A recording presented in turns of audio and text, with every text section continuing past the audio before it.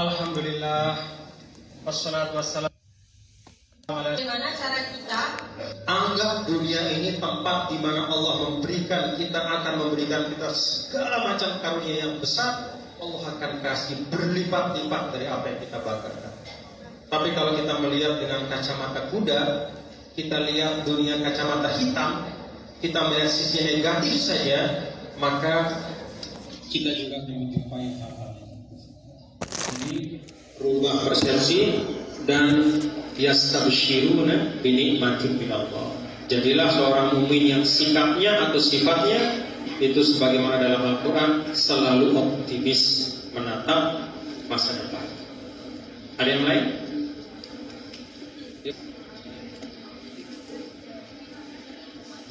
Berkhidmat sebagai gubernur.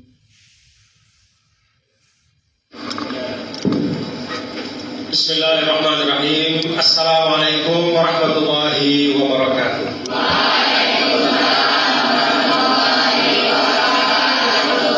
Alhamdulillah, wassalatu wassalamu ala sayyidina wa habibina Muhammad ibn Abdullah wa ala alihi wa sahbihi wa man wala, amma ba'd.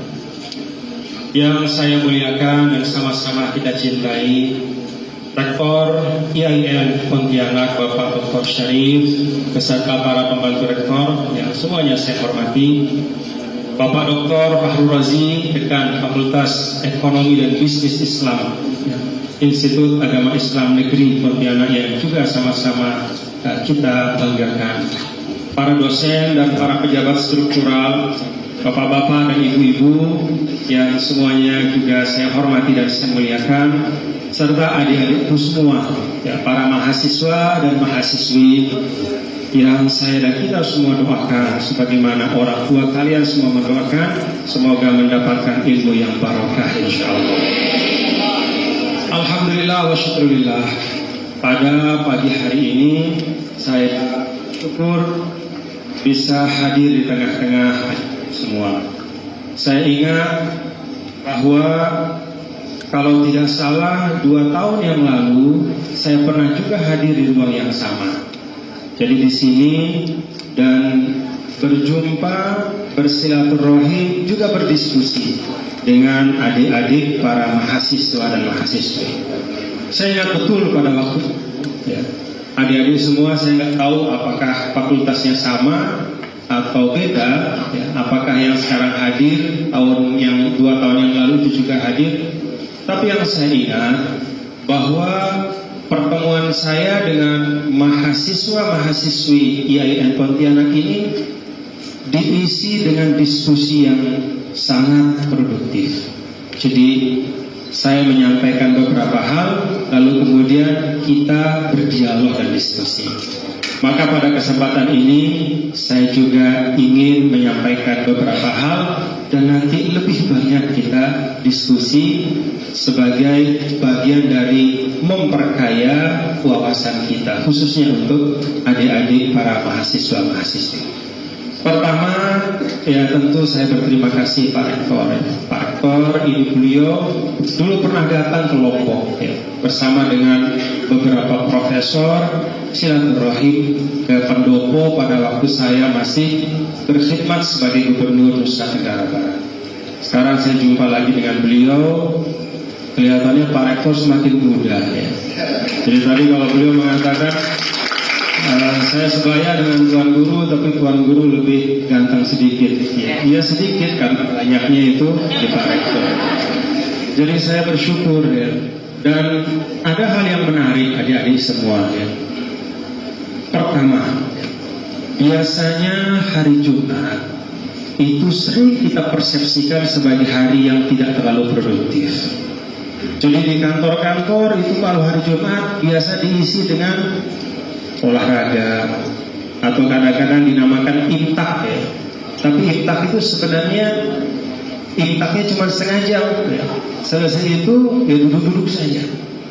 Jadi ada persepsi bahwa hari Jumat itu hari yang produktivitas kita itu beda dengan hari-hari yang lain, lebih rendah. Benar nggak adik-adik bahwa hari Jumat itu seperti itu dalam Islam? Benar nggak? Tidak benar. Coba kalau kita lihat bagaimana Allah Subhanahu wa taala dalam suratul Jumu'ah. Dalam suratul Jumu'ah itu surah yang Rasulullah SAW sering membaca pada pagi subuh hari Jumat. Dalam salah satu ayat yang di dalamnya ada perintah melaksanakan sholat Jumat, ya ayyuhalladzina amanu idza nudiya lis-sholati min yaumil jumu'ati fas'au ila dzikrillah wa dzarul bai'. Wahai orang-orang beriman, apabila dipanggil untuk menunaikan salat hari Jumat, maka fas'au ila dzikrillah, bergegaslah untuk menunaikan salat dan tinggalkan jual beli kalian. Artinya apa? Bahwa hari Jumat itu hari yang produktif, bahwa salat itu tidak menghalangi jual beli, bahwa bukan berarti pada hari itu kita tidak boleh beraktivitas bisnis. Kemudian lebih dari itu, fa idza qudiyatis shalah fantashiru fil ardh. Jadi dalam surah ini Allah meletakkan salat itu di tengah-tengah antara dua aktivitas yang produktif. Sebelum salat itu al-bai', kemudian setelah selesai salat itu fas'al fantashiru fil ardh wabtaghu min fadlillah. Jadi setelah selesai sholat diminta kita untuk menyebar di bumi Allah ini dan mencari karunia Allah. Jadi Jumat adalah bahkan tidak hanya seperti hari-hari biasa, di situ justru lebih banyak keberkahannya, baik untuk aktivitas duniawi lebih-lebih ukhrawi kita. Nah, yang menarik adalah di tempat-tempat lain itu jarang ada kuliah umum pada hari Jumat. Tapi di IAIN Pontianak itu alhamdulillah. Kalaupun ada kegiatan itu biasanya yang hadir itu juga sekedarnya. Tapi di sini saya saksikan alhamdulillah, sebelah kanan, sebelah kiri ini penuh diisi oleh mahasiswa. Ini yang pertama. Jadi ini kesan saya dan ini kesan yang baik, bahwa kalau tadi Pak Rektor menyampaikan semua aktivitas kalian di dalam lingkup kampus ini sebagai mahasiswa-mahasiswi harus beraut, harus dia mampu nyambung dengan visi dan misi IAIN yang disebutkan oleh Pak Rektor tadi. Di situ ada kecendekiawanan, di situ ada kemandirian, di situ ada akhlak mulia. Maka dengan kegiatan pada pagi hari ini, bolehlah saya berbesar hati bahwa insya Allah seperti doa Pak Rektor, doa dari Pak Dekan, insya Allah dari kampus ini akan lahir generasi Muslim yang bermanfaat untuk semua. Yang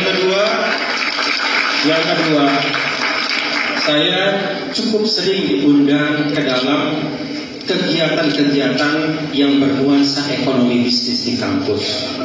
Jadi ada misalnya minggu entrepreneurship di satu kampus, saya diminta mengisi. Baik pada waktu saya di Lombok atau di NTB ataupun di luar NTB. Ada juga misalnya pekan aktivitas bisnis mahasiswa di satu kampus. Saya juga diundang di sini. Ada cukup banyak.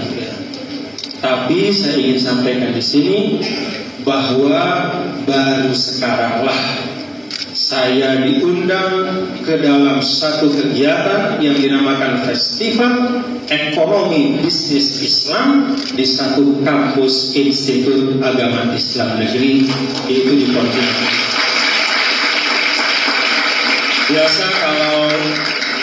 Biasa kalau di IAIN atau UIN itu lebih banyak temanya itu terkait dengan keislaman yang lebih kepada ilmu-ilmu keislaman dari sisi teorinya, atau mungkin isu-isu umat tapi bukan dari isu ekonominya, mungkin dari isu sosial, politik, budaya dan segala macam. Nah, di sini saya baru dengar dari Pak Dekan, Pak Rektor, dan bapak-bapak para pembantu rektor yang tadi sempat silaturahim, memang ya, bahwa di kampus ini ada kegiatan seperti ini, ada satu dinamika keilmuan yang tidak hanya indah untuk dibaca, tidak hanya indah untuk diucapkan, tapi juga bisa diimplementasikan, menghadirkan kemanfaatan. Jadi memang kita sebagai anak-anak muda Islam yang adik-adik semua, jadi dari waktu ke waktu tantangannya itu tidak semakin mudah, tapi justru semakin kompleks. Maka kalau Nabi yang mulia, Nabi kita, Nabi besar Muhammad Sallallahu Alaihi Wasallam menyampaikan khairun nas anfa'uhum linnas, sebaik-baik kalian adalah yang paling banyak manfaatnya kepada manusia. Lalu para ulama merumuskan bahwa sebaik-baik amal adalah yang bisa menghadirkan manfaat kepada sebanyak-banyak orang lain. Maka adik-adik semua yang ada di Yayasan Pontianak ini, mari kita resapi itu dan jadikan itu sebagai semangat untuk kalian menempa diri dengan segala sesuatu yang baik di tempat ini, dan lalu pada saatnya keluar untuk menghadirkan manfaat untuk semua. Adik-adik sekalian, bapak-bapak dan ibu, saya ingin menyampaikan ada 3 hal saja. Pertama, bahwa membangun bumi Allah ini adalah salah satu dari tujuan utama penciptaan manusia. Banyak ulama mengatakan bahwa selain ayat wa ma khalaqtul jinna wal insa illa liya'budun, jadi poros dari semua kegiatan kita sebagai muslim di atas bumi. Apa ayat itu? Huwa ansha'akum minal ardi wastamarakum. Jadi kalau kita baca di kitab-kitab tafsir, dialah Allah Subhanahu wa taala ansha'akum minal ardi. Dia yang menciptakan kita dari bumi, dari tanah, wastamarakum, dan dia meminta kita untuk memakmurkan bumi Allah. Jadi yang meminta kita memakmurkan bumi Allah bukan Pak Dekan, bukan Pak Rektor, bukan sekadar kalau kita di Indonesia misalnya pemimpin kita Pak Presiden atau pemimpin Pak Gubernur, Pak Bupati, bukan sekadar orang-orang kita hormat, tapi yang meminta kita untuk memakmurkan bumi Allah, membangun Indonesia ini adalah Sang Pencipta, Allah Subhanahu wa Ta'ala. Jadi kalau dalam teori Islam, adik-adik sekalian, kalian semua itu pasti sudah pelajari. Kalau sudah Allah memberikan khitabnya, ya, wastamara, talabal imara, dia minta. Tidak ada permintaan yang lebih tinggi dari permintaan Sang Pencipta. Maka kata para ulama, keislaman seorang itu berbanding lurus dengan bagaimana ikhtiarnya untuk memakmurkan bumi Allah. Itulah sebabnya adik-adik semua, dulu ketika Nabi yang mulia, Nabi besar Muhammad Sallallahu Alaihi Wasallam berhijrah dari Mekah ke Madinah, hal yang kedua yang beliau lakukan setelah membangun masjid adalah membuat pasar baru di kota Madinah. Ada pasar di Madinah, menunjukkan bahwa aktivitas ekonomi itu adalah satu hajat manusia. Mau beragama, enggak beragama, semua orang perlu aktivitas ekonomi. Tapi ketika Rasulullah SAW hadir, maka beliau membangun satu pasar baru di tempat yang berbeda. Di pasar yang baru itulah Rasulullah SAW membangun pasar Islam. Sama jual beli, tapi nilai-nilainya beda. Sama transaksi, ada untung, ada rugi, tapi fondasi yang melandasinya itu beda. Nah, saya berharap sebagaimana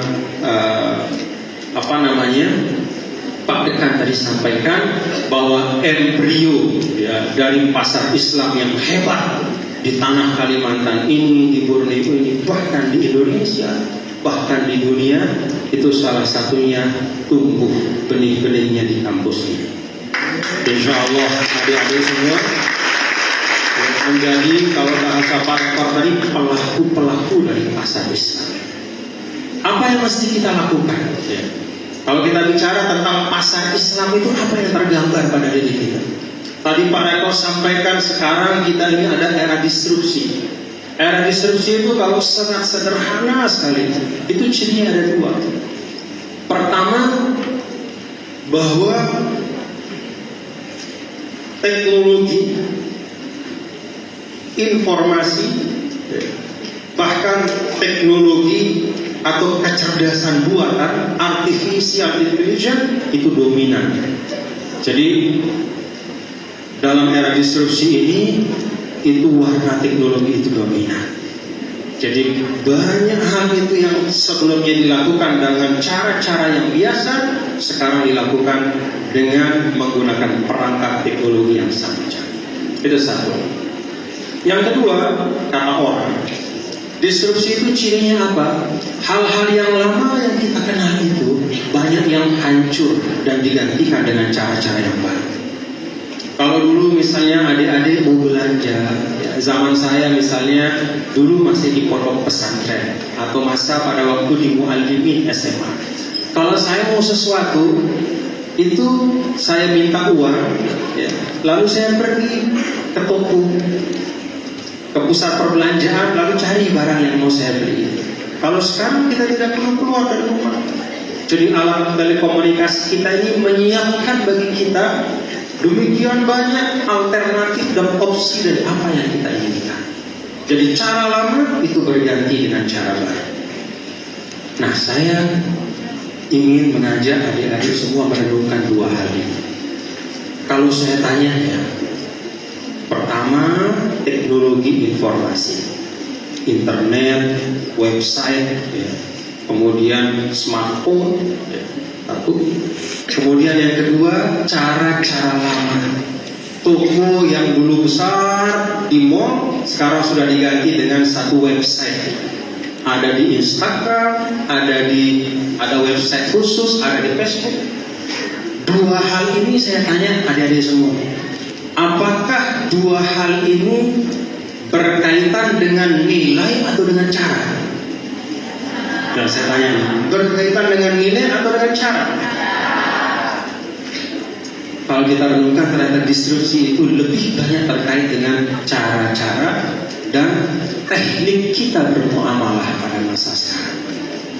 Adapun nilainya tetap sama. Yang namanya orang mau online atau offline, kita selalu mencari seller yang jujur. Benar apa enggak? Jadi as-sidqu itu tetap menjadi nilai yang digambarkan oleh siapapun. Jadi saya beberapa kali menyampaikan adik-adik, Anda boleh saja berada di fakultas apapun. Saya dulu di tafsir, ya. Dari S1 sampai S3 saya di tafsir. Adik-adik di fakultas ekonomi bisnis Islam. Kita boleh saja di fakultas apapun, kita boleh saja mencari kualifikasi akademik sesuai dengan disiplin ilmu kita. Kita belajar benar-benar supaya dapat IP yang tinggi. Kita kuasai textbook yang ada. Kita belajar studi kasus. Kita kuasai semua yang diminta di kampus. Tapi saya ingin sampaikan kepada adik-adikku bahwa bukan kualifikasi akademik itulah yang paling utama menentukan kiprah kita dalam kehidupan. Yang paling menentukan kiprah adik-adik semua, saya dan kita semua yang ada di tempat ini adalah karakter yang ada dalam diri kita. Jadi karakter itu kalian juga harus belajar. Di kampus ini jangan hanya belajar tentang ilmu kualifikasi akademik, tapi juga belajar karakter yang baik. Belajar karakter yang baik dari Pak Rektor. Bagaimana beliau bisa meniti karir sehingga menjadi pemimpin tertinggi di kampus ini. Saya yakin bukan hanya karena kedokteran beliau, ya. Karena yang doktor yang lain juga banyak. Tapi mungkin karena pemimpin melihat pada diri beliau itu ada karakter. Jadi yang namanya karakter ini sering disebut sebagai mata uang universal. Karakter yang baik. Punya uang di kantongnya, adik-adik? Uangnya apa? Rupiah atau rial? Kenapa rupiah? Karena di Indonesia. Kalau misalnya pergi ke Arab Saudi, di kantong kita apa? Ya, kita tukar rupiah kita sebelum pergi, sehingga ketika di Saudi kita bawa uang rial. Kenapa? Karena mata uang itu hanya laku di mana mata uang itu dibuat. Dia menjadi sesuatu yang laku di mana mata uang itu yang memang dibuat di situ. Rupiah itu ya laku di sini. Kalau mau keluar ya kita ganti dengan mata uang yang lain. Kira-kira seperti itulah kualifikasi akademik adik-adik. Jadi kalian misalnya ahli ekonomi Islam. Kalau ada orang misalnya sakit perut, ya, apalagi misalnya sakitnya agak berat, berani kalian mendiagnosa penyakitnya? Berani nggak? Kenapa? Tidak punya kualifikasi akademik. Jadi kualifikasi akademik itu seperti mata uang lokal yang berlaku di mana mata uang itu diciptakan. Tapi kejujuran, kedisiplinan, karakter yang kuat itu adalah mata uang universal yang laku dimanapun kalian hidup dan di bidang apapun kalian berkiprah.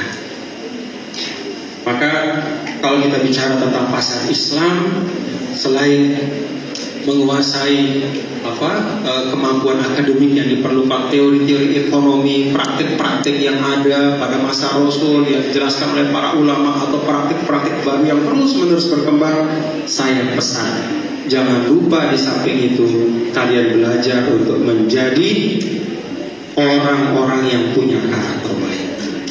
Karena itulah yang menentukan kalian berkiprah kelak. Itu yang akan menjadi bahan utama untuk menjadi pemimpin kelak dimanapun kalian berada. Kalau kalian berada di ranah bisnis dengan integritas, dengan kejujuran, dengan kedisiplinan, kalian pasti menjadi pionir di bisnis ini.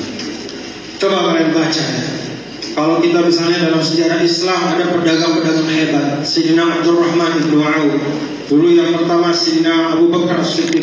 Kalau kita baca, beliau itu menjadi orang kaya bukan sekejap, tapi ada proses, ada kesabaran di situ, ada keistiqomahan, bahkan ada kepeloporan, keberanian untuk memulai sesuatu yang baru.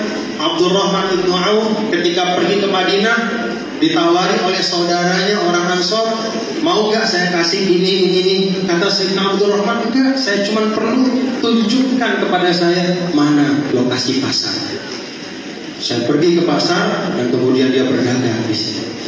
Dengan kreativitasnya, dengan kejujurannya, dengan amanahnya, dia kemudian tidak lama beliau menjadi seorang pedagang yang sangat masyhur di kota Madinah.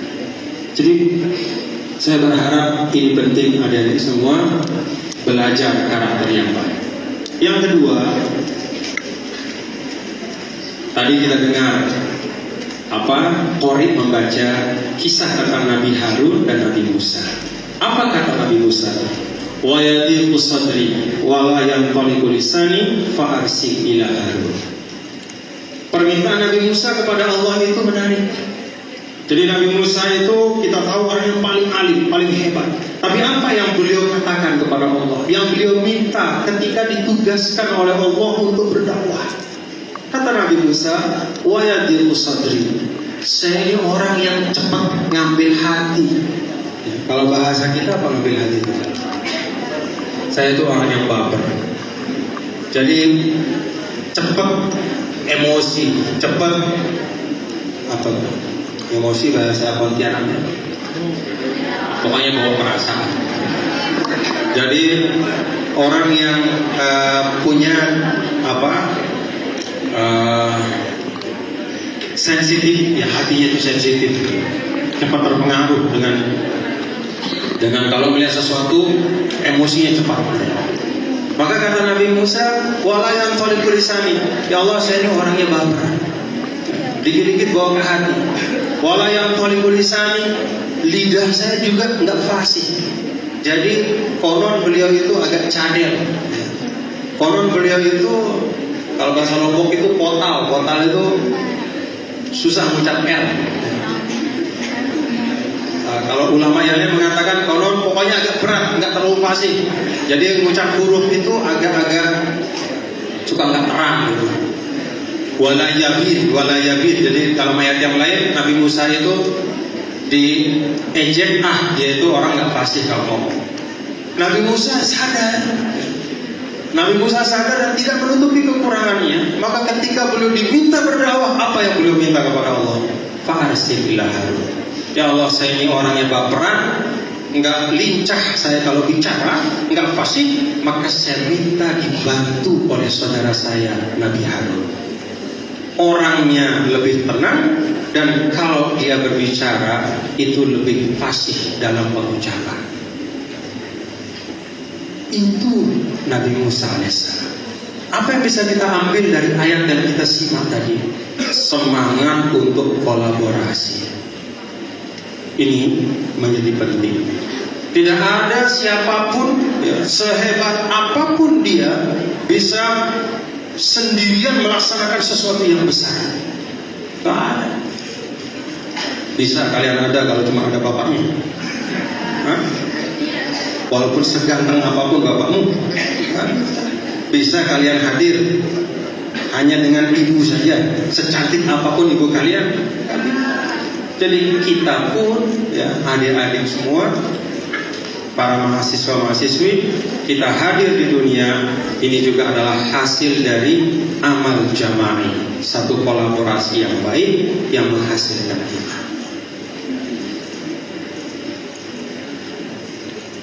Lihat kiri kanan kalian. Coba lihat kanannya, lihat kanannya.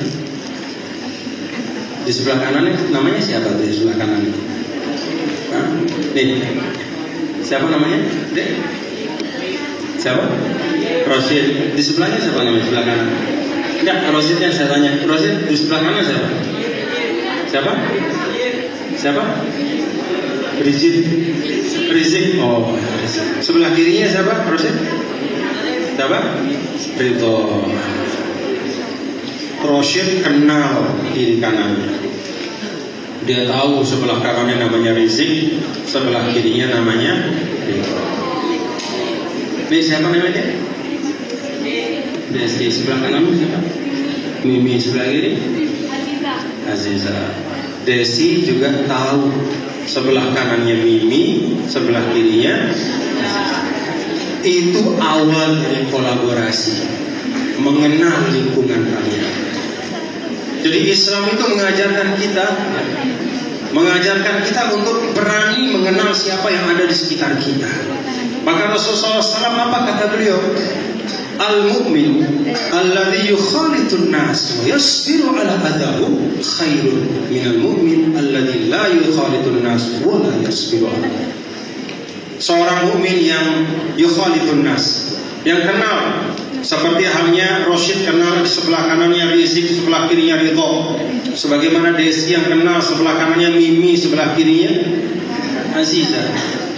Orang mukmin yang kenal kiri kanannya, yang membangun aliansi kebaikan, yang membangun inisiatif bersama, walaupun dia kemudian menghadapi yasbiru ala adahu, dia menghadapi tantangan. Ketika dia membangun kebersamaan itu ada hal-hal yang tidak mengenakan, bahkan kadang-kadang ada cercaan, ada cacian, karena tidak selalu kita setiap saat menemukan apa yang kita harapkan. Kadang kita berteman baik-baik, tiba-tiba teman kita tiba-tiba ya, misalnya.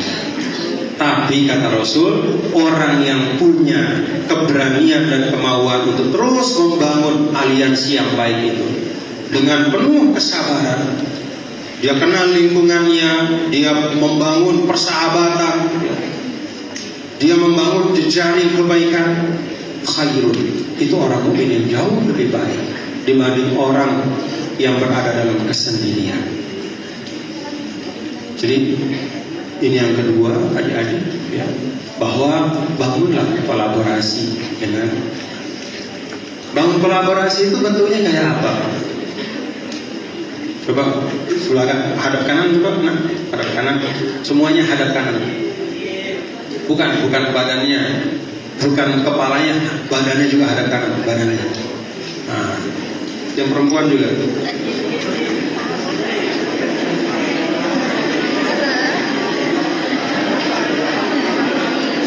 Pijit, ayo pijit benar-benar. Pijit.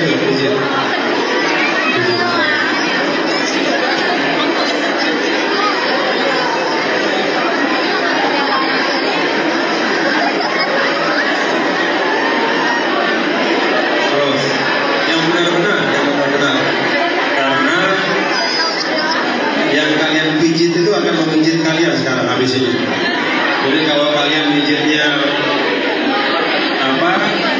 iseng, ya, sengaja, keras-keras itu biar temannya sakit, ntar dibalas sama temannya.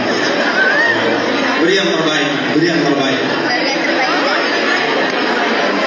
Nah, terus, ayo.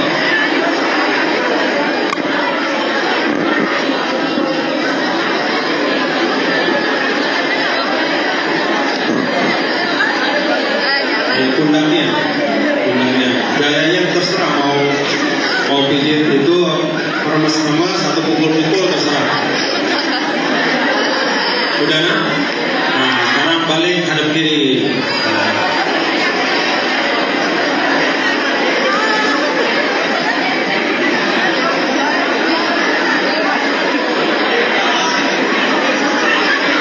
Ayo, nah, pijit.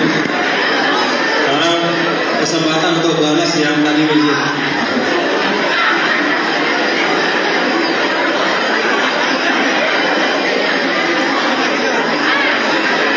Ayo terus, biar semangat. Ayo.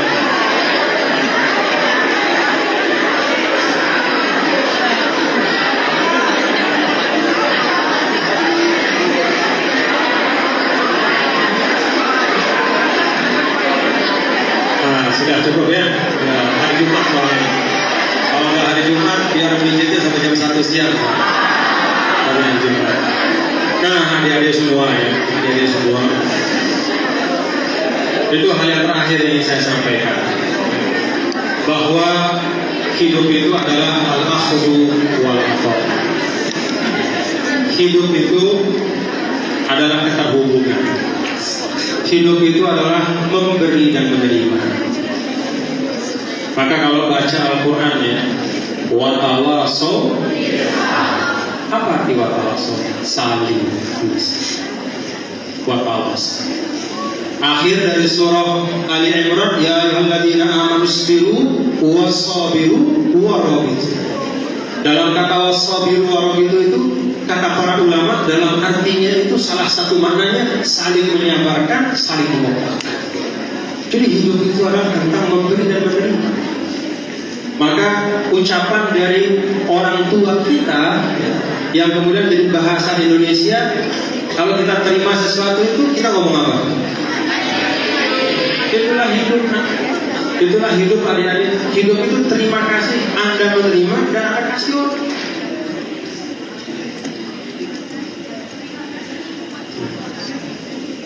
Walaupun kasih di situ sebenarnya artinya adalah kasih sayang, tapi ya bisa juga kata beberapa guru kita, terima kasih itu ya terima kasih. Kalau Anda memilih untuk dalam posisi terus-menerus menerima, itu seperti satu gelas yang ditumpahkan air dan tidak ada saluran untuk mengalihkan air. Jadi kalau ada gelas itu dikasih air terus sampai pada satu titik, dia pasti penuh. Kalau sudah penuh, masih bisa nerima nggak? Supaya gelas itu bisa menerima yang baru, dia harus menyisihkan apa yang ada pada dirinya.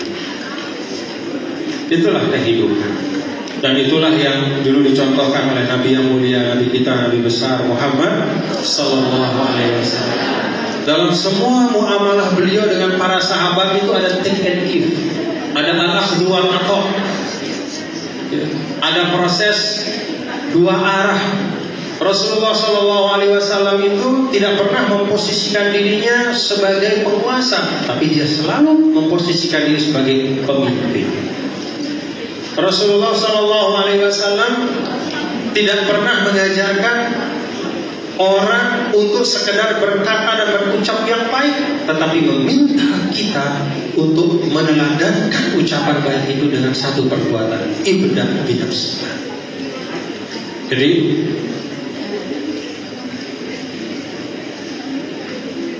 pastikan adik-adik semua, kalian menyadari bahwa kehidupan itu adalah tentang memberi dan menerima. kata memberi disebut pertama. Saya mau tanya, siapa yang bisa memberi? Siapa yang bisa memberi? Siapa yang bisa memberi? Jawabannya yang punya. Bisa memberi sesuatu yang tidak kalian punyai? Maka kata orang Arab, faqidus syai' la yu'ti. Yang tidak punya tidak mungkin bisa memberi. Tidak bisa kita mau bersedekah dengan uang kalau kita tidak punya uang. Tidak bisa kita mengajarkan orang ilmu yang bermanfaat kalau kita kosong dari ilmu. Tidak bisa kita memberi teladan karakter yang baik kalau kita sendiri punya karakter itu. Maka dalam kata memberi dan menerima ada tahapan. Terus menerus belajar dan mengisi kehidupan dengan ilmu dan pengalaman yang baik. Dan IAIN Pontianak ini termasuk dengan Festival Ekonomi Bisnis Islam. Inilah bagian dari menyiapkan kalian semua untuk bisa menjadi insan-insan yang memberi dan berbagi pada waktu. Berbagi kebaikan, berbagi ilmu, berbagi segala macam. Itulah hal-hal yang dapat saya sampaikan adik-adik. Jadi saya sengaja tadi meminta lihat kiri kanan, kenali kiri kanan. Kenapa? Karena teman kalian duduk saat ini, Rito, Roshid, sampingnya ada Rizik, sampingnya ada Rito. Kamu tidak pernah tahu, nak. You never know. Bisa jadi yang akan membersamaimu dalam perjalanan panjang nanti kehidupanmu. Setelah selesai di sini, entah jadi apa, membangun bisnis baru, atau membangun usaha, atau apapun namanya, siapa tahu yang akan membersamai kalian itu adalah yang sekarang duduk di kiri dan kanan kalian. Jadi sekarang bersahabatlah yang baik, ya. Gak usah baper-baperan, gak usah saling memojokkan, menjelek-jelekan. Gali hal-hal baik dari siapapun yang ada di kiri kanan kalian. Jadikan kesempatan untuk mematangkan kepribadian kalian. Terima kasih. Allahumma fiq bil aqwamit thariq wa wal muwaffiq wal hadi ila sabilir rasyad. Sukses untuk adik-adikku semua. Wassalamualaikum warahmatullahi wabarakatuh.